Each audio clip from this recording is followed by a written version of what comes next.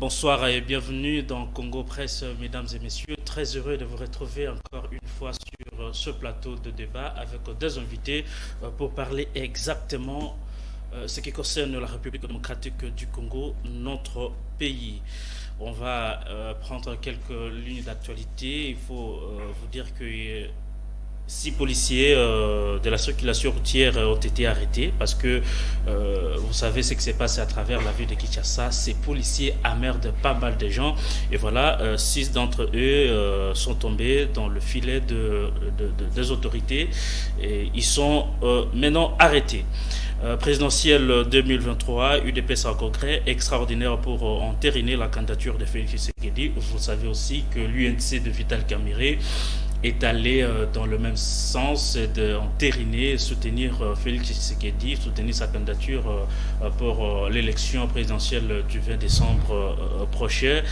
On va également prendre une autre ligne, un autre titre d'actualité. C'est par rapport au dossier Mwanga Chouchou. La partie civile demande la déchéance de son mandat parlementaire et réclame 4 milliards de dollars de dommages et intérêts. Merci, bienvenue encore sur ce plateau. Raphaël Odoumbé, bonsoir et bienvenue à CM13. Bonsoir Francis. Merci de toujours nous pointer parmi vos nombreuses têtes pour venir partager l'actualité de notre pays et d'analyser, donner le peu que nous puissions. D'entrée, nous avons toujours un problème de repère. Dans notre pays, nous avons rare de gens qui peuvent nous inspirer. Et là, je veux féliciter et encourager une fois de plus mon cher aîné, Maître Laurent Onyemba, qui il y a quelques jours déjà est en train de respirer oui. Une nouvelle ère. Il est devenu docteur en droit. Et là, bientôt, il sera nommé professeur. Beaucoup ont été là pour lui apporter leur soutien et leurs encouragements. Et nous sommes très contents d'avoir quelqu'un derrière qui on peut s'aligner et partager les belles idées. Lorsque ça va, il vous dit ça va. Lorsque ça ne va pas, vous débattez. Merci beaucoup. Pour donner quelques lignes qui peuvent vous aider. Merci beaucoup Raphaël. À travers ce micro de Congo Presse, nous profitons et félicitons également Maître Laurent Onyemba qui s'est distingué. Il a fait quand même quelque chose de très important. Hein. Il faut quand même féliciter cet aîné-là qui nous inspire également. Dan, bonsoir et bienvenue. Comment vous allez? Merci, ça va bien. Francis, salutations aux deux confrères qui sont ici avec moi sur ce plateau. Ben Kayembe Oudon, c'est ça? Oui. Voilà. Il y a Raphaël. Voilà, donc mes salutations à tous les téléspectateurs qui sont habitués à nous suivre chaque samedi sur CM13. Salutations à vous-même. Merci. Et félicitations également à Maître Laurent Onyemba, mais j'espère qu'il ne sera pas docteur comme ceux qu'on a connus, qui ont détruit ce pays. Hein. Je veux qu'il Il faut le dire aussi, hein, ce pays est détruit par le professeur et docteur, les gens qui maîtrisent les lois de la République. Ça, c'est aussi quelque chose. Voilà. Qu'il ne soit pas de ceux-là qui nous amènent dans le gouffre de la médiocrité. Nous espérons qu'il fera la différence, non seulement comme il a fait devant ses pairs, le jury, mais également dans la distinction, notamment des actions qui soient des actions constructives et non des actions qui soient d'intérêt personnel et clanique. Merci beaucoup Francis. Merci cher Dan, ça c'est très important. J'espère que Maître Laurent Onyemba va suivre cette émission pour quand même prendre en compte tous ces éléments de remarque parce que ce n'est pas les hommes qui nous manquent, ce n'est pas les intellectuels qui manquent au ces pays, ce n'est pas les docteurs qui manquent, ce n'est pas non plus les professeurs qui manquent dans ces pays, mais qu'est-ce qui nous manque? Est-ce que c'est un problème de volonté politique? On l'a toujours dit. Je crois que c'est un plus parmi les intelligences, mais il va falloir aller dans un autre sens pour ne pas contribuer, mettre son intelligence dans l'échec de ce pays. Alors, Ben Kayembe, un habitué de Congo Presse, l'homme de Face au peuple, ça va? Face aux Congolais. Je vais bien, merci pour l'invitation, Francis. Vu qu'on parle ici d'un homme de droit, je vais en profiter pour ouvrir une brèche pour ici parler d'un cas ici concernant la justice. Vous savez, aujourd'hui, nous sommes tous d'accord, je vais dire même tous à l'unanimité, que l'appareil judiciaire ne marche pas bien en République démocratique du Congo. Et même le chef de l'État, lui, qui est le garant du bon fonctionnement des institutions, l'a reconnu. Mais la grande question que je me pose, on sait que la justice ne marche pas bien, mais qu'est-ce qu'on fait pendant ces temps-là? J'ai comme l'impression qu'on a repéré les anomalies, on a repéré ce qui ne marche pas bien, mais après on n'a pas de remède approprié pour ces cas. Parce que il est possible aujourd'hui, on ne va pas me taxer de faire un raccordement frauduleux en disant qu'aujourd'hui, depuis le procès Vital Kamerhe jusqu'aujourd'hui à l'acquittement de François Bissilele, tous ont pris des décisions à la va-vite, ou sinon tous n'ont pas respecté les droits. J'aurais raison de le dire parce que nous tous nous décrions le fonctionnement de l'appareil judiciaire. On ne sait pas, parce qu'on a vu aujourd'hui Bissilele être arrêté parce qu'il portait atteinte à la sécurité de l'État pour déclarer, même si c'était encore un présumé innocent, mais pour déclarer de tels faits, il faudra avoir des éléments solides. Et qu'aujourd'hui, si la justice la quitte, c'est parce que la justice n'a pas eu des éléments solides. Et qu'aujourd'hui, qu'en est-il de la crédibilité de sa personnalité? Qu'en est-il aussi parce que sous d'autres cieux, il peut même poursuivre la justice pour dommages et intérêts, parce qu'on a sali son honneur. Vous savez l'histoire même de la vidéo. Mais qu'est-ce qu'on fait de cet appareil judiciaire que l'on estime qui ne marche pas bien? On a comme l'impression qu'on croise les bras maintenant, on regarde la justice faire des scénarios continuels. Qui sait si aujourd'hui les procès Mongatuch aussi ne marchent pas bien? Vous n'êtes pas d'accord avec le chef de l'État quand il dit que l'appareil judiciaire ne marche pas bien? Je suis totalement d'accord, mais qu'est-ce qu'on fait? Et après, ce n'est pas cette façon de vouloir arrêter les gens, quand bien peut-être qu'on n'a pas assez d'éléments pour établir la culpabilité. On arrête aujourd'hui, demain on est acquitté. C'est aussi ce que Félix Tshisekedi est en train de décrier. Non, mais il décrit, mais après, qu'est-ce qu'on fait? Vous voulez qu'on fasse quoi? Il faut réaménager. Bon, il faudrait que les sanctions tombent. On a recruté depuis qu'il s'est plaint, plus de 2000 à la magistrats. population pour dire qu'écoutez, l'appareil judiciaire ne marche pas. Mais après, qu'est-ce qu'il faudrait? Il faudrait que nous, la population, nous venons prendre des décisions à sa place, ou sinon il faudrait qu'il puisse prendre des décisions qui s'imposent. Jusque là, on ne fait rien. Maintenant, on parle de deuxième mandat. Bon, d'accord. On va prendre les grands titres de ce soir. On va discuter des sujets très importants pour notre pays. On va parler des élections.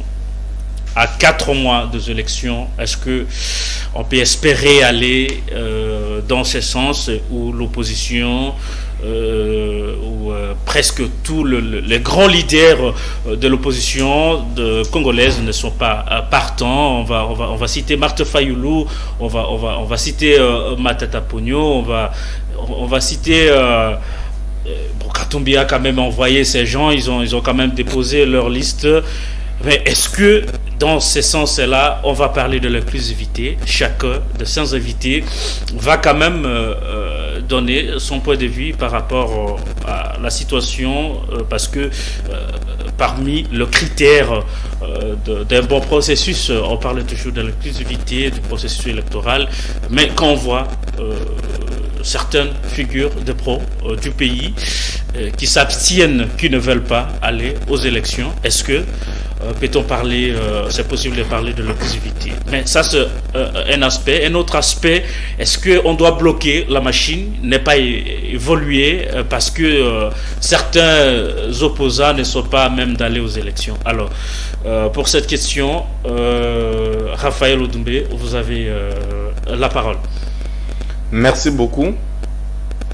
Pour partir de votre dernière analyse, est-ce qu'il faudrait bloquer pour que tout le monde soit revenu sur la ligne? J'ai dit directement non. Pardon? J'ai dit directement non. Non, pourquoi? Parce que la République devrait se dépassionner. Nous ne devrions pas avoir une République des individus. Mais la plus grande question que je suis en train de me poser est la suivante. Pourquoi ces gens-là ne sont pas réellement dans la marche? Est-ce que c'est de leur volonté ou le tableau ne leur permet pas qu'ils puissent concourir à quelque chose qui est déjà perdu d'un côté d'avance et gagner de l'autre? Parce qu'il vous souviendra que depuis que M. Kadima a été, comme d'autres présidents, comme c'est le donneur de leçons présent, M. Nanga, il n'y a toujours pas une certaine unanimité sur sa désignation. On ne peut même pas parler de son élection. Bon, l'unanimité, on ne la cherchait pas parce que généralement, elle n'est pas. Mais il faudrait au moins que 70% de personnes soient du côté de la personne qui vient, parce que c'est avec elle qu'on va travailler.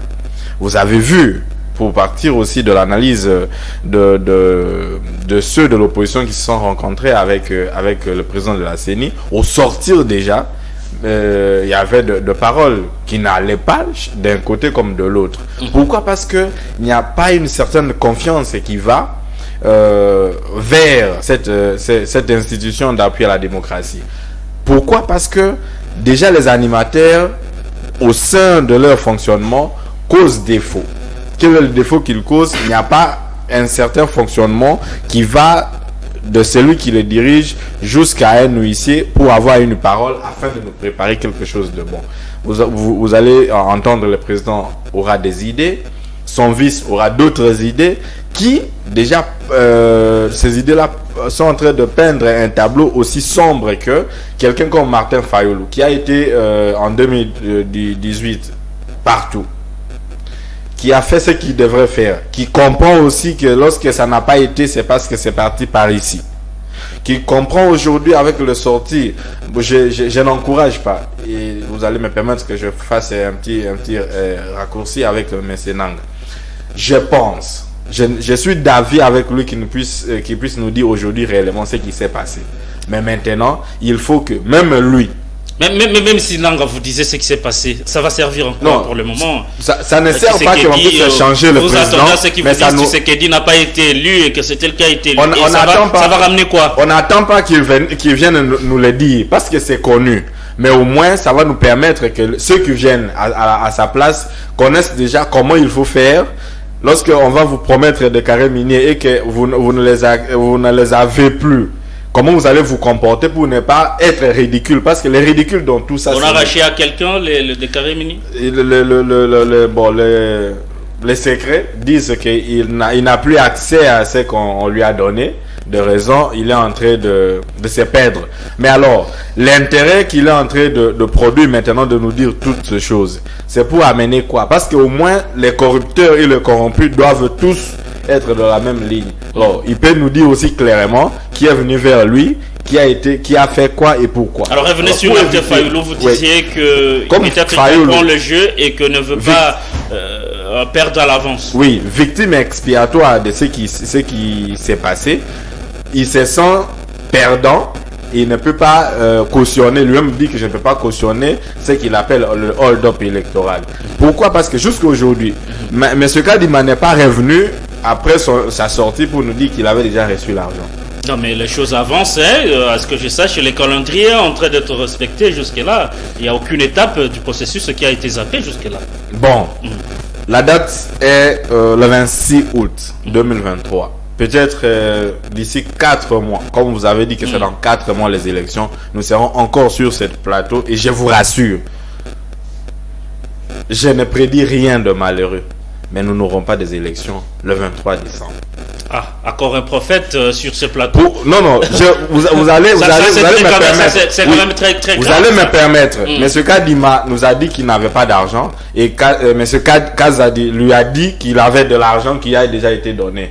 Et après, Kadima n'est plus revenu nous dire si déjà le retard qui avait été comblé. C'est quoi la différence entre revenir vous dire et respecter le parallélisme doit être respecté. Je suis venu vers vous dire en cette date qu'il n'y aura pas d'élection le 23 décembre. Si on aura, je viendrai vous demander pardon. C'est que je ne ferai pas, mais je reviendrai vous dire qu'est-ce que je vous avais dit. Il faut revenir toujours, soit ajouter ou soustraire ce que vous avez dit, parce qu'il n'y a que vous qui devez faire cela. Mais comme il n'est pas revenu, il est en difficulté. Alors, cher Dan, est-ce que vous trouvez dans ces climats où Kabila et ses gens s'abstiennent, Fayoulou de ce côté rappelait quand même, est-ce que dans ces climats est-il possible qu'on ait les élections dans les dates précises comme prévues par la CENI, malgré nous constatons tous que quand même la CENI est en train de respecter étape par étape le processus. Il faudra d'abord dire que le vote est un droit du peuple. Ah oui. Les élections sont un droit du peuple congolais. Il ne faudrait pas qu'il y ait une classe politique qui prenne en otage les élections, que ce soit pouvoir ou majorité. C'est au peuple de déterminer ce qu'il veut exactement. Déjà, quand vous remarquez la manière dont se déroule ce processus, il y a une disparité. Il y a de l'extrémisme à gauche comme à droite. Il y a ceux qui ne sont pas du tout d'accord avec la manière dont ce processus se conduit. Il y a ceux qui sont en train de soutenir. Vous vous rendez finalement compte que ce processus est pris en otage par des individus. Par des individus politiques, pouvoir comme opposition. Et ceux qui sont les plus concernés, c'est la population qui est en reste. Et parce qu'elle n'a pas de porte-voix particulier, eh bien, elle ne sait pas comment s'exprimer. Ces élections sont les élections du peuple. Elles ne sont pas des élections de la CENI, des élections du pouvoir. De Fayoulou, de Kabila ou de Tshisekedi. De Kabila ou de Tshisekedi. Non, ce sont des élections du peuple. Eh bien, étant donné que ce sont des élections du peuple, il faut qu'on arrête cette confusion qu'il y a sur place, que nous constatons. C'est que, quand vous voyez la CENI qui parle, on a l'impression que ce sont des gens du pouvoir qui parlent. Quand les gens de l'opposition qui parlent, vous avez l'impression que ce sont eux des experts de la CENI qui parlent. Quand ceux du pouvoir parlent, donc il y a une certaine cacophonie, confusion. Finalement, on ne sait plus comprendre où est-ce que nous sommes. Vous comprenez? Et ce qu'il faudra, à mon avis, ce qu'il faudra, c'est quoi? C'est que la CENI, premièrement, pour mettre tout le monde d'accord, elle doit user par la transparence. Transparence de tout point de vue. Vous comprenez? Cette transparence implique quoi? Commençons par la révision du fichier. C'est aussi ça la transparence? Et bien sûr, si ce fichier n'est pas, comment dire, ne reflète pas la confiance, à mon avis, on peut y revenir. On peut y revenir pour assurer cette transparence. Mais cette CENI est aussi indépendante du point de vue technique. On ne peut pas l'imposer de faire quoi que ce soit parce que nous voulons fléchir ses actions. Non, la CENI est un organe technique indépendant qui doit communiquer sur les aspects techniques et non s'exprimer sur des actions politiques. Ce que j'ai suivi de M. Didier Manara, je suis désolé sur Top Congo, j'avais l'impression d'être c'était un politique. C'est carrément un politique qui s'exprimait. Parler des aspects techniques. Voici, la CENI a autant de personnes qui sont dans la base de données. Pour l'enrôlement, il y a cela. Qu'est-ce qu'il faut faire? Que dit la loi électorale? Que dit la loi organique sur le fonctionnement de la CENI? Eh bien, c'est cela. C'est à ça que la CENI doit s'en tenir. Comme M. Kadi m'a dit, il y a 910 partis politiques et que si 2 ou 3 ne prennent pas part aux élections. Mais non, ça c'est un discours politique. Mais c'est une jurisprudence. C'est un discours politique. On a une jurisprudence. Peut-être il fait référence à une certaine époque dans ces pays où l'UDPS n'avait pas participé aux élections. Mais finalement, Kabila et ses gens sont allés. On a eu des députés qui ont siégé et le président en fonction a exercé la même fonction. Je n'ai rien contre cette jurisprudence. Moi, je suis plutôt dans le rôle de la CENI. La CENI, c'est un organe technique et indépendant. Et donc, son discours doit être un discours technique. Ça veut dire quoi? Elle doit se limiter aux opérations électorales, expliquer aux gens ce qu'elle est en train de faire. Quand elle entre dans les considérations politiques, partisanes, elle sera confondue. Vous comprenez? C'est là que je suis aussi contre les discours des gens de l'Union sacrée de la nation. Quand ils prennent parole pour défendre la CENI, mais ce n'est pas le rôle de l'Union sacrée de défendre la CENI. Pourquoi elle le fait? Mais il tombe dans un défaut de communication. Non, mais... Donc ici vous jugez mal le fait que l'Union sacrée puisse s'approprier le processus. Non, s'approprier c'est une autre chose. Mais communiquer à la place de la CENI c'est autre chose. Défendre Kadima c'est autre chose. Kadima n'est pas de l'Union sacrée. Kadima indépendant. Vous voulez dire que lorsque, par exemple, Fayoulou révèle ou dénonce certaines irrégularités du processus en cours, écoutez, il faudrait que la CENI prenne le devant pour répondre et non l'Union sacrée. L'Union sacrée, si moi j'étais communicateur de l'Union sacrée, je dirais je ne peux pas m'exprimer sur les questions de la CENI. La CENI elle-même doit s'exprimer parce qu'elle a un bureau de communication. Toute une institution. Une institution qui est organisée, il y a un bureau de communication qui doit s'exprimer sur des questions techniques. Mais quand les politiques s'expriment à la place de la CENI sans avoir des éléments techniques, ils disent quoi? C'est un discours politique et ça les discrédibilise, ça les discrédite.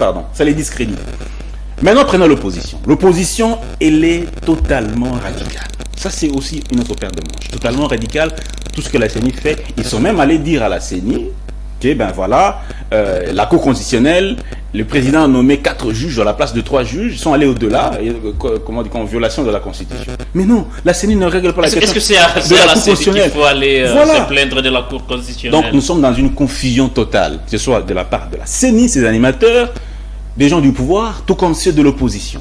Ce qu'il faudra pour régler la question, je pense que chacun doit jouer son rôle. Le rôle, justement, d'apporter du grain au moulin. La CENI doit jouer la transparence. Les acteurs de l'Union sacrée, eux, doivent aussi faire en sorte que d'apporter aussi leur part de contribution pour que ce processus. Et aussi ceux de l'opposition, ils n'ont pas reçu le mandat de parler au nom du peuple ipso facto.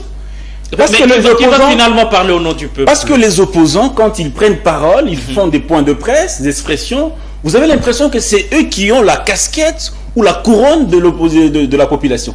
Pas du tout. Mais le peuple s'est exprimé. Le peuple, c'est l'Assemblée nationale qui est le reflet de la population. C'est ceux-là qu'on a voté qui peuvent parler au nom du peuple. Qui a voté la loi électorale. Si on s'en tient à la Constitution, c'est le Parlement qui doit. C'est de cette Assemblée qui est sortie la loi électorale. Qu'elle soit corrompue ou pas, c'est elle qui Alors, si elle pose des actions qui ne sont pas conformes à la volonté populaire, il y a des mécanismes de faire partie de cette Assemblée nationale. Il y a des mécanismes. Mais ce qu'il faudra aujourd'hui, finalement, déduire, c'est que nous sommes dans une confusion totale. Je me dis que les élections ne sont pas une finalité. La finalité, c'est le développement. La finalité, c'est aller vers l'avant. Élection, c'est bien, mais il faut qu'on s'arrête. Et c'est que nous rapportent ces élections? L'inimitié. Que nous rapportent ces élections? C'est pas une finalité. La finalité, c'est l'amélioration du social. C'est le bien-être. Le bien-être de la population. Alors, Ben Kayembe, on est déjà en plein processus. Kadima dit, plus moyen de faire marche en arrière.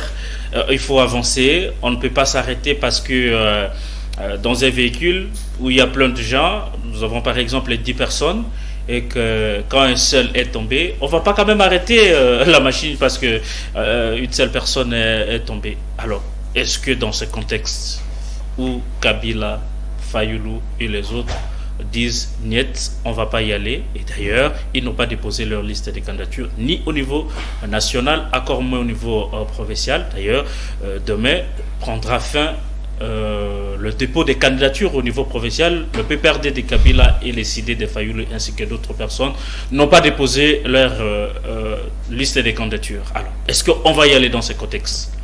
Merci beaucoup, cher Francis, pour la question. Avant d'aller au cœur même de la question, je vais d'abord ici accepter que j'ai revu un tout petit peu sur ce qui a été dit. Vous avez tout le temps, revenez. Je vais commencer par ce qui Dan a débuté sur ces plateaux. D'abord, je le félicite. Il est toujours dans ces carcans-là de ceux qui aiment bien réfléchir dans l'aspect scientifique, mais la politique congolaise, il faut généralement réfléchir politique pour comprendre qu'est-ce qui se passe. Parce que il s'est posé beaucoup de questions dont j'estime qu'il a derrière des réponses, mais que parce qu'il ne regarde pas l'aspect politique, qu'il ne sait pas trouver des réponses dans son argumentaire. Il s'est posé des questions pour savoir comment la CENI ou sinon comment l'Union sacrée défend par exemple la CENI. Mais quand on vous dit que la crédibilité, l'impartialité, l'indépendance même de la CENI est à remettre en cause, c'est parce qu'on voit ça, bien évidemment. Parce qu'aujourd'hui, si vous attaquez à Denis Kadima, si vous voulez, parce que c'est des pleins droits qu'un citoyen ou l'une des parties prenantes au processus, c'est plein de l'évolution du processus. Mais dès que vous osez le faire et que vous tentez de faire pareille action, vous avez directement, je vais dire ici, les gardiens du temple. Sinon, c'est qui c'est pas le mal quand c'est l'Union sacrée qui défend le processus. C'est parce que ce sont des Congolais qui peuvent aussi accepter que j'évolue d'abord dans mon argumentaire. Aujourd'hui, la CENI, ici, Dan a dit que la CENI était indépendante. Mais comment aujourd'hui, quand on s'attaque à la CENI, c'est l'une des parties prenantes qui vient défendre la cause de la CENI. Comment on explique ça? Et on va aller plus loin pour dire même que l'opposition était radicale. Mais non, l'opposition n'est pas radicale. Parce qu'il y a une partie de l'opposition qui a accepté les processus. Il accompagne les processus. Ils ont déposé leur candidature. Ils ne sont pas totalement radicaux. Parce que si l'opposition était radicale, ils pouvaient rester fermes sur les revendications déposées sur la table de Denis Kadima. Comme quoi, d'ailleurs, il a cité ici avec la Cour constitutionnelle. Mais parce que la CENI, parce que l'opposition aujourd'hui est flexible, une partie de l'opposition a accepté d'accompagner les processus. Malgré qu'aujourd'hui, Fayoulou et Kabila ont refusé. Ici, on vous a parlé de Corneille Nangaa. Je vais chuter par là pour parler de mon argumentaire. On vous a parlé de Corneille Nangaa. Vous dites que non, écoutez, même si aujourd'hui Corneille Nangaa revenait sur la scène pour nous dire des vérités, eh bien, qu'est-ce que ça va changer? Ça va changer. Il y a des aspects, cher ami. 5 ans. Il y a des aspects. Tu sais que dit déjà 4 ans et demi, ça va changer quoi? S'il vous plaît, il y a des aspects. Allez-y. Politiquement, je ne suis pas d'accord. Je n'accepterai pas aujourd'hui que Corneille Nangaa vienne briller encore, embrayer les cartes ici. Pendant qu'on prépare les élections, qui viennent avec des théories, des révélations, qui va encore diffuser la classe politique en République démocratique du Congo. Mais scientifiquement, vous avez vu aujourd'hui, la Cour constitutionnelle est revenue. Nous avons suivi les éminents professeurs. D'ailleurs, dans les arts récits, ils ont défilé sur son plateau. Il en sait quelque chose. Qu'aujourd'hui, on nous dit que l'arrêt de la Cour la Cour peut revenir sur l'une de ces arrêts. Pourtant, les textes ne le permettent pas. Mais on dit aujourd'hui que s'il y a eu erreur matérielle, la Cour peut revenir. Et que si aujourd'hui, Corneille Nangaa est à mesure de nous brandir les preuves, vous pensez que la Cour confirmant les faits qu'ils allèguent, aujourd'hui, je me dis, je ne suis pas praticien du droit, mais je pense, à mon humble avis, que la Cour peut se dédire. Parce que c'est la Cour qui a validé. On réfléchit scientifiquement. J'ai dit politiquement, je ne suis pas d'accord. Mais scientifiquement, on réfléchit. C'est pas moi qui manipule les droits. C'est quelque chose qui parle avec les hommes des droits. Si aujourd'hui la Cour s'est dédiée sur l'affaire Matata Mponyo, parce qu'aujourd'hui, la Cour estime que l'arrêt rendu avant a comporté des erreurs matérielles et qu'aujourd'hui, ils ont plus de preuves pour y revenir. Et ça serait pareil parce que c'est une jurisprudence qu'on vient de créer. Ce serait pareil si aujourd'hui Corneille Nangaa revenait avec des preuves tangibles et palpables que M. Félix Tshisekedi n'était pas élu en 2018. Je pense que scientifiquement, s'il faut suivre la logique, la Cour serait obligée de revenir sur les dossiers parce qu'il y a eu erreur matérielle, parce que la Cour, en son temps, n'avait pas toutes les preuves nécessaires pour rendre son arrêt. Je pense que c'est une jurisprudence qu'on vient de créer. Et ici, Nangaa sera sérieux. Mais s'il a le on parle là des preuves. On parle là des preuves. Nous sommes en matière de droit. On parle là des preuves. Vous rappelez que Nangaa. C'est juste une réflexion. Non, il faut non, c'est une réflexion, c'est une très bonne réflexion. Et qui est fondée. Mais je voudrais aussi, il y a des gens très intelligents, qui nous suivent, aussi scientifiques que nous, qui sont à la maison et qui nous suivent. Nangaa, c'est la bouche qui a déclaré que c'est Félix Tshisekedi les gagnants en 2018. Et Nangaa revient aujourd'hui pour dire, allons sur cette réflexion-là, scientifique, si vous le voulez bien. Et Nangaa revient aujourd'hui pour dire, écoutez, je suis la bouche autorisée qui a déclaré officiellement que Tshisekedi a gagné les élections en 2018. Et c'est la même bouche autorisée qui revient pour dire, écoutez, c'était un lapsus de dire que Tshisekedi a gagné les élections. Ici, là, vous ne trouvez pas que c'est une distraction? Mais je crois que vous autant scientifique que politique. Vous avez tout simplement survolé l'aspect scientifique. Vous avez oublié d'autres aspects. Vous savez ce qu'on appelle collaborer avec la justice. Aujourd'hui, on peut se réunir à 4, on fait un coup, on escroque de l'argent à quelqu'un, et que plus tard, moi, je décide de collaborer avec la justice, je viens montrer les preuves, je dis, écoutez, c'est nous qui avons fait ça. On collabore avec la justice, et ça passe. C'est pas un tabou si aujourd'hui Nangaa accepte que lui était trempé dans tout ce qui a été fait en 2018, et qu'il accepte pour l'intérêt, et qu'il accepte pour l'amour de la vérité qu'il a, il accepte d'avouer aujourd'hui, et bien, je vous dis que, en droit, la parole, ou sinon les preuves qu'il va apporter, vont faire bouger les lignes. Je pense qu'avec cette jurisprudence, la Cour aura les moyens pour revenir sur sa décision, sauf si cette Cour est déjà acquise à la cause de l'union sacrée. Mais maintenant, revenons à ce qui nous disons tantôt ici, les élections sans l'opposition. Mais il y a déjà les élections sans l'opposition. Parce qu'aujourd'hui, On ne veut pas qu'un Congolais émette un avis contraire à ce que la CENI fait. Ici, Dan a dit, il a l'impression que lorsque c'est l'opposition qui parle, c'est là-bas qu'il y a les experts. Lorsque c'est la CENI, là-bas, il n'y a pas les experts. Mais écoutez, aujourd'hui, il n'y a pas des études pour devenir expert de la CENI. Denis Kadima n'a pas fait les études, il n'y a pas une université qui forme le président de la CENI. Tous apprennent des processus antérieurs. Ça veut dire que vous assistez, par exemple, dans 5 ou 7 processus avant que vous allez acquérir une expérience. Après avoir, parce que d'ailleurs, Denis Kadima a été un observateur, mais aujourd'hui, ici à Kinshasa, on l'appelle expert, mais c'est parce qu'il a assisté dans plusieurs processus. C'est quoi le mal de l'observateur? Aujourd'hui, vous n'allez pas interdire à ceux qui sont à l'opposition, qui ont observé aussi plusieurs processus électoraux, d'émettre les avis contraires. Des formations électorales. Et bien évidemment, il y en a, parce que dans chaque parti politique aujourd'hui, il y a des Il y a des écoles. Non, même pas des écoles. Par exemple, par exemple, à l'ECD, j'entends parler d'une commission électorale. Il y a aussi un président qui est la COEL, qui est expérimenté à la matière. Vous allez là-bas, il y avait Chabani de l'UDPS. À l'UDPS, il y a ces gens-là. Aujourd'hui, il est même nommé comme conseiller principal du chef de l'État pour suivre des questions en matière électorale, tout ça. Mais ce sont des gens qui ont de l'expérience. Ils peuvent émettre des avis contraires. Donc, lorsqu'ils regardent les processus, ils disent, mais écoutez, j'ai déjà assisté à tel processus électoral, ça ne marche pas comme ça, ils sont en plein droit d'émettre les avis. Mais après, ici, il y a des signes aussi qui ne trompent pas, cher ami. Quand vous regardez aujourd'hui la manière dont la CENI communique lorsque c'est les opposants qui parlent, vous sentez vous-même que la CENI n'est plus indépendante. Vous avez aujourd'hui la CENI qui a le devoir d'amener tous les parties prenantes, de faire crédibiliser les processus que lui organise, ou sinon l'opération que lui organise. Mais aujourd'hui, la CENI s'en fout complètement. Lorsqu'il y a des partis qui sont lésés et qui boycottent les processus, eh bien, ils se sentent à l'aise. Comment on explique ça? Comment on explique ça? Vous êtes aussi d'avis que jamais on se mettra d'accord autour du processus. Il y en a toujours des gens qui seront mécontents du processus. Le terme inclusivité, c'est pas nous qui l'inventons. Et depuis qu'on l'a inventé, c'est pas nous qui l'inventons. En RDC, est-ce que ça a un sens aussi? La CENI a pour mission, de rendre crédible les processus qu'elle organise. Comment on rend un processus crédible? C'est quand vous savez aujourd'hui être franc avec les parties prenantes. Lorsqu'on vous dit, écoutez, vous avez fait ça, il y a telle deadline que vous ne saurez pas atteindre. Qu'est-ce qu'on fait pour remédier? Il n'y a pas d'explication. Il n'y a pas d'explication. La CENI, lui, reste ferme. La CENI n'est pas flexible, j'allais dire. Donc la CENI aujourd'hui, parce qu'aujourd'hui, à côté de toutes les revendications, lui présentées par le leader de l'opposition, eh bien la CENI ne s'est pas pliée.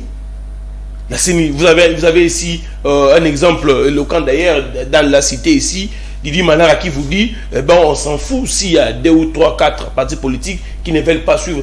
Ça c'est Denis Kadima lui-même qui l'a dit. On s'en fout. Comment le président de la CENI peut aller jusqu'à dire ça? Or, à son niveau, il pouvait tout simplement se contenter à vendre l'image ou sinon à redorer l'image du processus qu'elle organise. Pour dire, écoutez, ils doivent revenir à la table, il y a ça, il y a ça, il y a ça. Mais il n'a fait qu'à sa tête. Alors, mais si, on taxe aussi Fayoulou, tout comme Kabila, de se cacher derrière ses refus pour réclamer le dialogue. Vous l'attendez souvent. On va être clair sur la question. Allez-y. Si vous prenez le leader de l'opposition, vous prenez les leaders qui sont au pouvoir aujourd'hui, entre les deux, qui veulent réellement continuer ou sinon qui veulent avoir plus de temps, ce sont ceux qui sont au pouvoir, c'est pas l'opposition. Mais ils refusent. L'opposition ne peut pas aujourd'hui proposer un ajout au régime en place, il ne peut pas le proposer. Qui nous a jeté un ballon d'essai avec le professeur Isidore? Pour la révision de la Constitution. C'est un ballon d'essai. De l'Union sacrée. Bien évidemment, c'est un ballon d'essai. Ça sort de l'Union sacrée. Vraiment. C'est comme l'histoire de... J'ai réfléchi à haute voix, quitte à ce qui de tirer des conclusions. Allez-y. C'est un point de vue. Qui nous jette ces ballons d'essai? Parce qu'aujourd'hui, tout le monde en parle. Tous les Congolais en parlent. Et d'ailleurs, ceux qui ne maîtrisent pas la question en parlent comme si c'était déjà déposé à l'Assemblée nationale. Vous trouvez déjà une main noire derrière... Je vous dis que c'est un ballon d'essai pour voir qu'est-ce qui va se passer. C'est un ballon d'essai. Qui veut rester au pouvoir? Aujourd'hui, s'il faut être franc, c'est le régime en place qui voudrait, en tout cas parce qu'il faut réfléchir, En RDC, personne, ou sinon en Afrique, personne ne souhaite quitter le pouvoir. Ils réfléchissent, ils disent, écoutez, on a fait 5 ans, si on organise aujourd'hui, on fera un autre mandat de 5 ans, et puis 10 ans, c'est fini. Qu'est-ce qu'il faut faire? Peut-être qu'on voudrait aller à 14, peut-être qu'on voudrait aller à 12 ans, mais qu'est-ce qu'il faut faire? C'est pourquoi vous avez l'impression, c'est comme s'il y aura processus, c'est comme s'il y aura élection, c'est comme s'il n'y aura pas élection. Aujourd'hui, vous avez Kadima qui vous dit, il va réduire l'élection au niveau municipal. Ouais. On a seulement laissé ça veut dire que lui-même s'est dit par moment, il a l'impression qu'il était allé trop vite en besoin. Écoutez, qu'est-ce que je me suis dit? Il faudrait qu'il y ait élection. Mais j'ai comme l'impression que je ne saurais pas. Non, il y a des questions sécuritaires. Il y a le ministre de l'Intérieur qui lui a fait une note circulaire. Il y a eu un rapport par rapport à la sécurité du pays. C'est une question sécuritaire. Vous avez parlé de jurisprudence tout à l'heure. Vous savez, depuis qu'on organise les élections en République démocratique du Congo, la partie Est a toujours été occupée, vous le savez. En 2006, la partie était occupée. Ce n'était pas entre nos mains. Même en 2011, c'était le cas. Sauf en 2013 où on a défait les groupes armés avec le général Mamadou Nalé, les autres, tout ça. Depuis qu'on organise tous les procès électoraux organisés en République démocratique du Congo, il y a toujours eu des partis occupés. Ce n'est pas pour la première fois qu'on le fait. Oui, mais ces processus ne sortent pas de l'ordinaire. Alors, mais ça a toujours été le cas. C'est un report, mon cher. Raphaël, vous allez ramasser la réaction de Dan et vous prenez celle de Ben Kaimbe sur le processus. Bon, moi je me dis, Ben, il est toujours un peu percutant par rapport à ses points de vue. Bon, je suis d'accord et d'avis avec tous mes co-débatteurs. Au moins, scientifiquement, nous sommes en train de monter un peu plus haut, non seulement pour nous respecter et respecter... Je voudrais que tu reviennes un peu sur la question de Nanga. Dan, Ben a dit qu'il peut venir collaborer avec la justice pour amener de nouveaux éléments sur ce qui a été fait. D'accord, je disais que nous nous prenons au sérieux et nous prenons tous ceux qui prennent leur temps de nous visualiser au sérieux et nous sommes en train d'aller bien. Je parle de Nanga et de jurisprudence que mes confrères sont en train d'évoquer par rapport à ce qu'ils ont entendu. Il est interdit que je puisse commenter les choses de mes aînés, mais scientifiquement, on ne peut pas s'empêcher de dire quelque chose. La Cour ne peut pas revenir sur ce qu'elle a dit dans la même affaire, sauf si une prochaine affaire qui va un peu plus à l'approche de celle-là et que selon sa lecture, elle se rend compte qu'au passé, elle a oublié les aspects, qu'elle se prononcera autrement dans l'affaire présente et c'est ce qu'on dit que la Cour est revenue, mais sur la même affaire. Je ne sais pas quels sont les éléments nouveaux qui sont venus dans le dossier. Attendez, il faut qu'on soit un peu concret sur ce point-là. Je suis sur la scientificité de la question et sur la pratique. La RDC excelle toujours dans le mauvais. Non, je prends la question de... ça n'a pas été prévu, mais il faut qu'on en parle un peu. Oui. La question de Matata. Oui.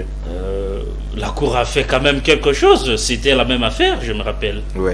Alors aujourd'hui, Matata a couru une fois devant la justice, mais parce qu'il y a eu de nouveaux éléments par rapport à la lecture des juges.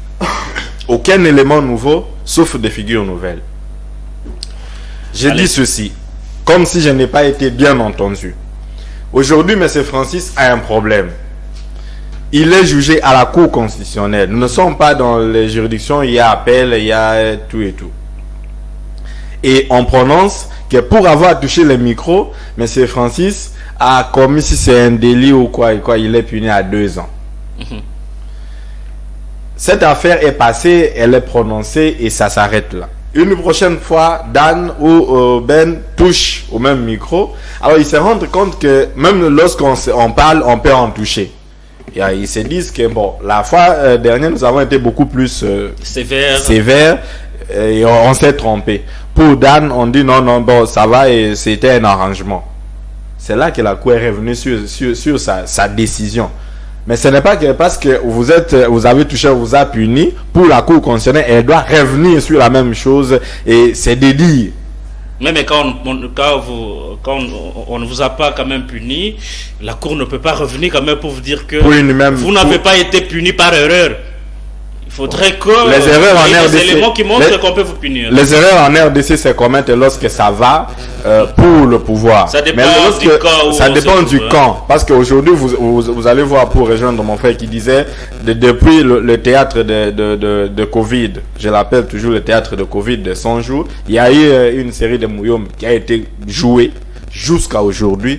Quelle est la chose qui a pu plaire à la population, qu'au moins nous sommes contents, non seulement parce que nous avons voté, mais nous sommes dirigés par des gens qui nous respectent et qui respectent la gestion de ce qui nous appartient. Il n'y a rien. Mais lorsque ça va de leur côté, non, il y a eu erreur, et non, ceci. On a vu un vieux être déshabillé sur la place publique, et après il est sorti et tout, et ça s'arrête là. Mon frère, vous ne reverrez plus jamais cette histoire. Donc, je reviens pour dire que la Cour ne peut pas faire ce qu'elle le fait. On va aussi beaucoup plus parler pour dire qu'il y avait plusieurs cours. La Cour de Kalouba et la Cour de Kadima. Mais au moins, ce qu'il faut retenir en science, il n'y a qu'une cour. La cour sert la République. Il y a Kadima à la cour. C'est ici. Kamouleta. C'est Kamouleta. Bon, Kadima, c'est parce qu'il m'a donné une carte que je regrette en tenir. C'est pourquoi son nom revient toujours. Donc, il y a la cour de Kamouleta et la cour de Kalouba. Alors que dans la science et dans ce que nous avons étudié de la justice, il faut rester un. Il y a juste la continuité. Il faut cesser de nous peindre de tableaux qui au moins à l'avenir, ça va mal jouer parce que nous avons vu des décisions qui ont été prises du temps de Kabila qui aujourd'hui, eux-mêmes, le preneur de décisions pour leur compte, regrettent. Alors, revenez un peu sur ce que Ben a dit. Est-ce que, d'après vous, quels sont les éléments aujourd'hui nouveaux que Nanga peut apporter sur les élections de 2018. Sur ce qui nous a pondu au départ, Nanga peut venir avec les éléments qu'a manqué Monsieur Fayulu pour venir peut-être réclamer son élection. Mais même scientifiquement, pour que la Cour aujourd'hui puisse revenir sur sa décision, parce que nous parlons d'une Cour qui a toujours des béquilles à l'Union sacrée, scientifiquement, j'ai aimé la réflexion de mon frère Ben, qui a été très clair, très limpide et a convaincu beaucoup de téléspectateurs, mais au moins pour que ça soit revenu et qu'on puisse y parler, revoir sur quelque chose, il y aura un souci. Alors, merci. Vous aurez la parole. Allez-y lentement. Ce sont des choses très importantes que je voudrais que ceux qui nous suivent puissent quand même en saisir quand même la portée. Hein.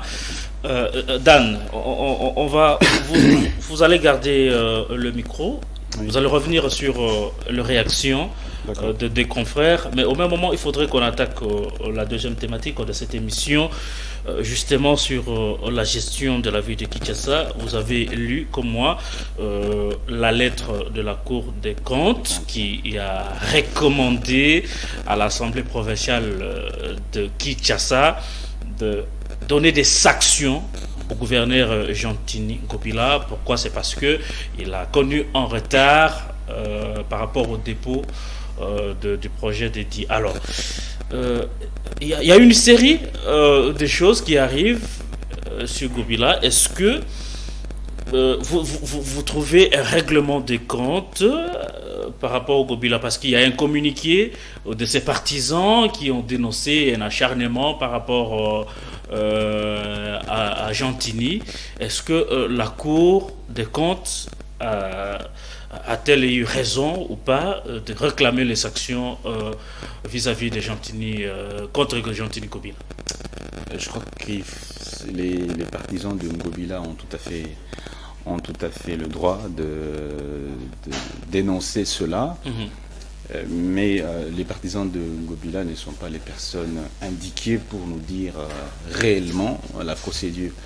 Ça peut s'expliquer, se justifier dans la mesure où ils sont touchés, c'est leur leader. On dénonce des attaques contre le gouverneur. C'est une approche sentimentale. Ils sont touchés, ils sont touchés dans leur propre chair. Vous comprenez? Mais si l'on s'en tient à la loi, n'est-ce pas? Il faudrait que, pour qu'on comprenne qu'il s'agit d'un acharnement, bien sûr, il faudrait qu'ils amènent le projet d'édit déposé à l'Assemblée provinciale, bien référencer la date, le jour et l'heure. En ce moment-là, nous remettrons maintenant en cause l'argumentaire de la Cour des comptes qui dit qu'il faut qu'on sanctionne Ngobila pour n'avoir pas déposé ses projets d'édit. Autrement dit, il s'agit d'une faute administrative qui mérite sanction. Et donc ici, il n'y a pas d'attaque, le gouverneur n'est pas visé, il n'y a pas d'acharnement, comme on veut nous faire croire. Hein. Je me répète, Monsieur Francis, je me répète pour l'intention de tous les téléspectateurs. Acharnement, il peut y avoir. Mais cet acharnement doit se justifier par le document. Et ses partisans doivent brandir pour dire voici le projet d'édit déposé dans le délai par M. Jantini Ngobila ou l'exécutif provincial. Aussi longtemps qu'il n'y en a pas, il n'y a pas d'acharnement. C'est aussi simple que ça. Il n'y a pas d'acharnement. Donc, la Cour des comptes est dans le droit. Alors, je voudrais vous garder. Ok. Oui, vous gardez. Bon, prenez le deuxième aspect pour nous permettre d'avancer avec Ben. Mais bon, de l'autre côté, quand on demande à l'Assemblée provinciale, et vous savez depuis un temps, la collaboration entre l'Assemblée provinciale et le gouvernement, l'exécutif provincial de Kinshasa, beaucoup de gens disent, c'est pas un secret, que le gouverneur aurait déjà dans sa poche cette assemblée. Vous voyez la Cour des comptes trouver gain de cause par rapport à sa demande de sanction? Eh bien, s'il n'y a pas de sanction, cela va confirmer votre thèse selon laquelle l'Assemblée provinciale est dans la poche du gouverneur. Parce qu'il s'agit d'une faute administrative. Une faute de gestion grave qu'il faut sanctionner. Ça ne pardonne pas. Si on veut voir cette ville se redresser, il faut sanctionner ceux qui gèrent mal. C'est une faute de gestion. Comment vous pouvez gérer une entité sans pour autant rendre compte? Ça ne se fait pas. Ils ont voté une loi budgétaire de 2022 autour de 850 millions. Il faut qu'on sache combien ils ont collecté, combien ils ont dépensé, à quels besoins ils vont dépenser cet argent. Mais si nous le savons, comment nous saurons de quelle manière est gérée la ville? C'est là qu'il se trouve le problème. Parce que la Cour de compte a mandaté des experts, des magistrats, pour auditer la gestion de M. Ngobila du point de vue financier, pour savoir comment il a dépensé, est-ce que le budget a-t-il été respecté? Comment les fonds mis à la disposition de M. Ngobila, collectés, ont-ils été dépensés? Quand ils arrivent sur place, ils se rendent compte que M. Ngobila n'a pas déposé la loi de reddition des comptes. Sur base de quoi il va falloir faire leur audit? Ça devient bâclé. Et donc, il faut le sanctionner. Et ceux qui peuvent venir après peuvent maintenant essayer, sur base des éléments qui peuvent tirer ça et là, encore que M. Ngobila doit se montrer de bonne foi pour laisser les archives sur tout ce qu'ils ont fait comme dépenses, pour qu'on puisse collecter et déposer. Mais sinon, éventuellement, dans ces cas-ci, on est perdu. Alors, Dan, on dit quelque part que Ngobila n'est pas le seul gouverneur à ne pas quand même déposer la loi de réduction des comptes. Il y a presque, je crois, trois gouverneurs à travers le pays qui ont déposé. Et pourquoi seulement aller viser Ngobila? Parce qu'il y a eu une mission d'audit par rapport à sa gestion. D'abord, il faut savoir que l'Assemblée provinciale de Kinshasa vit avec les institutions nationales dans la capitale ici. Vous savez, lorsqu'il y a un dysfonctionnement au niveau de la province, ça fait les échos rapidement. Pourtant, quand c'est par exemple dans la province de Sankourou, là-bas, je ne vais pas dire au fin fond, mais un peu plus loin que les institutions ici au niveau national. Non, c'est un exemple. Non, mais on va pas. Attendez. Permettez quand vous avez. Non, je vais vous aider. Je vous aide par rapport à ce que Dan vient de dire. C'est plus au fait fond. Parce que nous sommes le Sankourou, c'est une province où le billet d'avion coûte le plus cher à travers le pays. Combien? Ah oui, et c'est $350. C'est comme qui allait en Afrique. Donc, à leur retour, c'est le billet de Dubaï. Et donc, il n'a pas tort de le dire. Mais il n'y a pas d'aéroport. Ils ont tous les problèmes du monde. Vous avez raison. Merci d'affirmer ce que j'étais en train de dire tantôt. Je n'ai pas tort de le dire. Alors, je disais, quand c'est très loin, d'ailleurs, très, très éloigné de la capitale, par moment, ça ne fait pas les échos jusqu'ici à Kinshasa. Mais lorsque c'est au niveau provincial ici à Kinshasa, on a la facilité de comprendre ce qui se passe. Mais d'abord, ici, je regrette beaucoup par rapport à la démarche de la Cour des comptes. J'ai comme l'impression que la Cour des comptes demande à Ngobila de se sanctionner lui-même. Comment ça? Mais parce que l'Assemblée provinciale égale Ngobila, non, qui ne Donc, le sait Ngobila... pas. Parce qu'aujourd'hui, l'Assemblée provinciale égale Ngobila, qui ne le sait pas. Qui peut tenir tête à Ngobila à l'Assemblée provinciale? Même quand vous êtes député, élu, je vous dis qu'il est même à mesure de vous faire quitter, de vous invalider et prendre votre suppléant, mettre à la place. Qui ne le sait pas. Il y a un exemple local qui est là. Hein, malgré la force, l'intelligence qu'a Godé Poy, mais il est parti, c'est plus revenir à son poste.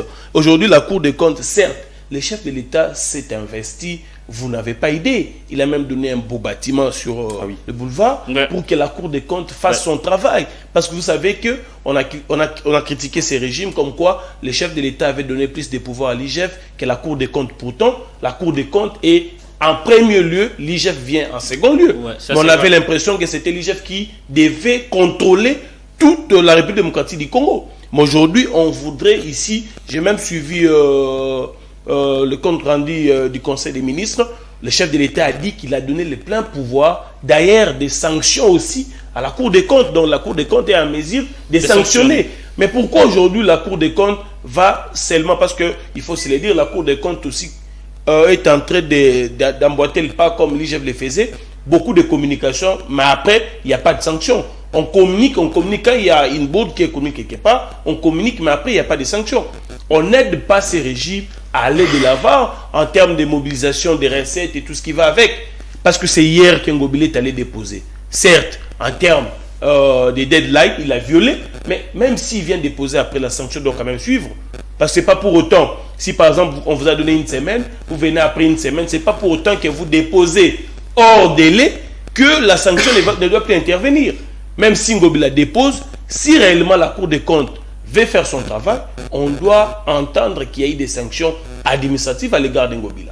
Donc sinon, c'est l'anarchie totale. Vous ne voyez pas l'Assemblée provinciale de Kinshasa sanctionner Jean-Tini Ngobila qui est gouverneur? Tout peut arriver sauf ça. Bien sûr. Alors, je voudrais qu'on prenne un autre aspect par rapport à ça, Raphaël. Dans les cas où l'Assemblée provinciale n'arrivait pas à sanctionner le gouverneur, qu'est-ce qui pourrait arriver? Bon, nous parlons de la Cour de compte d'abord, qui est une cour administrative. Oui. Je pense, parce que ce n'est pas seulement sur cet aspect dédié qu'on va venir parler de l'ingouvernabilité de la ville de Kinshasa. J'ai resté sur votre soif. Allez-y, je vais revenir. Vous avez tout le temps. Est-ce que vous voyez ce qui est comme fleur autour même du bureau de Ngobila? Vous voyez les allées qui mènent vers le bureau de Ngobila. Est-ce qu'il faut que le ministre central vienne s'occuper de ça? Lui-même, dans le projet, parce qu'il a déjà pris beaucoup, ils ne peuvent pas l'entrée de Robank. Vous voyez ce qu'il y a. Si vous prenez vers le il n'y a pas marché, de pluie. Le lac Ngobila, c'est pratiquement parti. Hein? Peut-être que lorsqu'on aura de pluie, il y en a. On va construire le lac. J'étais passé par là, il y a le lac qui existe. Ah, okay. Mais si déjà autour de son bureau, ça ne va pas, alors mes frères qui sont à Massina, nous qui sommes, je ne sais dans quel coin, comment nous sommes gérés? Et pourquoi seulement maintenant? Parce que si les gens disent qu'il y a acharnement, c'est parce que Jekoko dénonce qu'il y a non seulement cette manière opaque de diriger la ville, mais aussi les fictifs qui prennent assez d'argent que ceux qui travaillent. Le président de l'Assemblée provinciale l'a fait, mais maintenant la Cour qui est une viens au moins à ma tête, on a Kenda, comment on est? En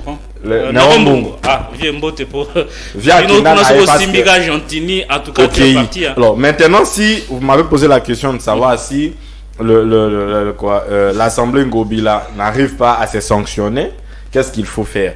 La Cour de compte, à la limite de ce qui lui est dû, parce que la compétence est d'attribution, elle peut bien transférer le dossier dans les instances qui peuvent, les instances compétentes, pour que maintenant là, l'on quitte le niveau administratif vers la sanction qui doit être soit pénale, soit comment, parce que s'il faut bien gérer, s'il faut bien contrôler ce que fait M. Ngobila en confusion de Yumbi ici à Kinshasa, vous trouverez que s'il y a 30 000 $ qui sont décaissés pour la ville, il y a au moins 2 000 qui est dépensé et 28 000 dans l'Ngobila. Et vous voyez, les vieux non seulement est spécialiste en chant, mais aussi en danse. Et c'est comme ça que la ville de Kinshasa est habituée à avoir des gens qui viennent non seulement se distraire dans sa gestion, mais aussi des spécialistes en danse et en musique. Et nous regrettons. Merci beaucoup. On tend vers la fin de cette émission. Je crois que c'est très important, les sujets qu'on est en train d'aborder. Mais je vais vous donner 2 minutes pour une petite conclusion par rapport aux deux thématiques qu'on vient d'aborder. Alors, Dan, on parle de Ngobila. Il y a une certaine opinion qui pense que on est en train de forcer les choses pour mettre Ngobila à la porte. Et Jekoko pourront les remplacer. Il faut qu'on se les dise des choses. Hein. Ce sont des choses qui circulent. Je pense que c'est une hypothèse plausible. Ça peut arriver que l'UDPS cherche à prendre le contrôle de la ville parce qu'il y a beaucoup de dénonciations. Il faut vous rappeler que Ngobila, il était du PPRD malgré la transhumance et qu'on voudrait les remplacer. C'est possible aussi? Oui, c'est possible. C'est une hypothèse qui peut être plausible. Comme je l'ai dit, l'UDPS voudra prendre peut-être le contrôle de la ville parce qu'il y a beaucoup de dénonciations à gauche, à droite, tout ce qui arrive dans les oreilles peut-être du chef. Ça, c'est une réflexion pas absurde, hein, excusez-moi. C'est possible, mais je crois que c'est un cas révélateur de la gestion non transparente de la chose publique. Il n'y a pas qu'un Ngobila, il y a 26 gouverneurs. Je pense que la Cour des comptes devrait aller dans toutes les provinces, qu'on sache exactement comment sont gérés les fonds. Il y a des provinces qui sont très riches, hein, le Lualaba, au Katanga, il y a des provinces qui sont vraiment très très riches. Il faudra que nous sachions comment sont gérées ces provinces. Votre conclusion en 1 minute. En 1 minute, je pense que le professeur Ndayouel a relancé un débat qui mérite d'être... mérite une réflexion. Tout à fait. Tout à fait, parce que je me rends compte que nous sommes dans un système politique qui ne permet pas à l'exécutif d'être compétent, d'avoir le plein pouvoir. Vous voyez, cette contradiction réside dans le fait que vous avez un président qui est élu au suffrage universel, mais ce n'est pas lui qui pilote la politique gouvernementale. C'est contradictoire. Or, dans le mental de Congolais, c'est lui qui dirige le pays, c'est le chef de l'État. Quand quelque chose ne va pas... C'est lui qui est redevable. Oui, partout. À Massina, partout, on dit Tshisekedi, on disait à l'époque Kabila. Or, dans l'exécution de la chose, c'est plutôt le Premier ministre qui est Sama, il est innocent dans tout. Mais la Constitution lui donne plus de pouvoir. Il a plus de pouvoir, c'est lui qui mène la politique gouvernementale. C'est contradictoire. Je pense que aller aux élections, c'est bien, mais aller aux élections pour les élections, c'est pas une solution. Il faudra qu'en tant que peuple, nous nous asseyions autour d'une table, qu'on mette ces genres de sujets sur la table, qu'on essaie de discuter pour savoir dans quelle direction on veut mener notre pays. Aller pour aller, on va où? Alors, Dan, Ben Kayembe face au Congolais. Merci beaucoup. On va conclure cette émission, même s'il y a encore beaucoup à dire sur le sujet. On va revenir le samedi prochain. Je vais ici rassurer à Dan que malgré que je ne suis pas d'accord totalement avec la gestion chaotique d'Ngobila, mais Jekoko ne prendra jamais la tête de la ville. Parce qu'il y a la géopolitique qui ne permettra jamais qu'aujourd'hui, vous voyez déjà, on a beaucoup de caca, de chichi. Vous savez, la géopolitique doit se respecter. Et que si on devait encore avoir un Moulumba au niveau de la ville, on va encore renforcer les clous de ceux qui pensent que ce régime est très tribal. Vous voyez? Donc, si aujourd'hui, parmi les raisons qui retiennent encore Ngobila là, malgré la clameur publique, c'est aussi ça. Parce que s'il faudrait remplacer Ngobila, il faudrait respecter cet aspect-là, la géopolitique. Si Ngobila tombe, Moulumba aussi tombe. C'est le duo. Il faut qu'il y ait des élections. Oui, il faudrait qu'il y ait des élections. Voilà. Et après, ça va demander des moyens. Pendant qu'on prépare les élections. C'est l'Assemblée provinciale qui va élire. Oui, à quelques mois. Il faudrait que c'est la CENI qui organise ça. Vous n'allez pas me dire qu'ici, en République démocratique du Congo, il y aura une élection au niveau de l'Assemblée et une élection plutôt au niveau de l'Assemblée où les députés, ou sinon, l'organisation ne va pas demander de moyens. Ça va demander toujours de moyens. Et moi, l'Assemblée provinciale, c'est pas aussi coûteux. On va convoquer. Ça, c'est vous qui le dites. Ça, c'est vous qui le dites. Quand ils sollicitent les fonds chez l'État, il n'y a pas peu de moyens là-bas. On vous dira qu'il faudrait 1 million, par exemple, pour organiser ça. Il faudrait ça. Il faudrait qu'il y ait un perdiem pour ça. Et ce serait pas bon. Ça va coûter toujours autre chose. Après, ici, j'aimerais dire que les élections n'est pas une panacée pour le problème congolais. Les problèmes congolais ne trouveront pas de solution nécessairement après les élections. Parce qu'aujourd'hui, on a comme l'impression, quand vous parlez avec les acteurs politiques, ils vous disent, écoutez, pour que les choses aillent mieux, il faudrait que je sois là. Mais écoutez, la solution, ce n'est pas les élections. Moi, j'ai toujours dit qu'ici, il faudrait se mettre autour d'une table, poser des socles, poser des jalons du développement de la République démocratique du Congo. Il faudrait qu'aujourd'hui, toute la classe politique se mette d'accord sur des matières ou sinon sur des secteurs qu'il faudrait toucher et des secteurs qu'il ne faudrait pas toucher. Par exemple, si vous allez en Europe, il y a des matières qui sont clés. Peu importe le président qui arrivera, il ne voudra pas toucher parce que c'est un projet à long terme. Par exemple, on peut se dire, on se met d'accord sur un programme de développement de notre armée. Peu importe le président qui arrivera, il sait que c'est un domaine clé auquel nous avons souscrit pour le développement de notre armée. Personne ne viendra pour changer. Parce qu'aujourd'hui, qu'est-ce qu'on constate? Même si Joseph Kabila fournissait des efforts, lorsque notre arrive, par exemple, Joseph Kabila avait 5 chantiers, lorsque Félix Tshisekedi arrive, pourquoi ne pas récupérer d'abord ce qui se faisait avec les 5 chantiers? Et même si on a bouffé de l'argent, continuez d'abord avec ça. Il faut créer on casse tout, pour fabriquer même des nouveaux riches. Détournements, on laisse tomber. On dit, écoutez, je ne sais pas me bomber le torse parce que ce n'est pas moi qui ai initié. Écoutez, il faudrait que moi j'initie aussi mes projets. On crée 100 jours. C'est comme aujourd'hui, j'avais chuté par là pour dire, par exemple, le jeu de la francophonie. Aujourd'hui, on attribue tous les mérites à ces régimes. Mais pourtant, ça n'a pas commencé avec ces régimes. À l'époque, c'est lui qui a proposé l'organisation de la RDC. C'était le ministre Kouette, je crois, qui était au sport à l'époque de Joseph Kabila. Et qu'aujourd'hui, on a répondu, on a accepté, la RDC organisée. Mais il faut voir comment ces ministres-là sont abandonnés. Aujourd'hui, il faudrait quand même que lorsqu'on reconnaît le travail abattu par les gens, qu'on rappelle tout le monde autour de la table, parce que c'est un travail de longue haleine. Beaucoup de gens ont mis la main dans la pâte. Il ne faudrait pas se bomber. Il faut apprendre à consulter ceux qui sont passés par là, comme si il y avait que vous qui avez travaillé. Merci. Raphaël, votre conclusion. Bon, ma conclusion, je ne sais pas s'il y aura beaucoup de minutes, mais vous n'aurez pas beaucoup. Dan et Ben ont encore ouvert des branches que je devrais peut-être aller. Rapidement, sur ce qui est de la révision que le professeur Ndayo vient proposer, ça n'a pas de place, mon frère. Depuis que nous sommes 5 ans bientôt, qu'est-ce qui a été réflexif pour la population?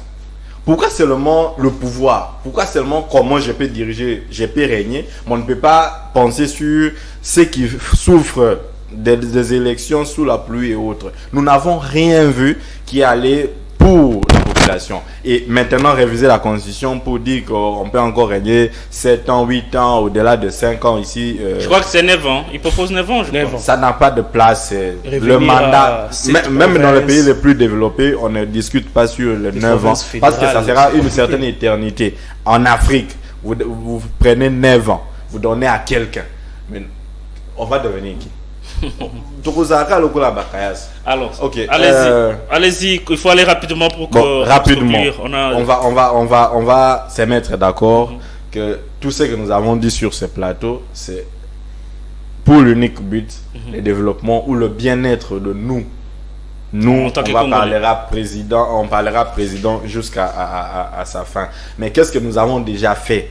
Nous ici sur le plateau, ceux qui nous dirigent, ceux qui se disent de la majorité, nous qui sommes de l'opposition, parce que vous le savez bien, qu'est-ce que nous avons déjà amené pour que l'on puisse aller de l'avant? Sinon, de réclamation, sinon... Il n'y a pas d'opposants ici.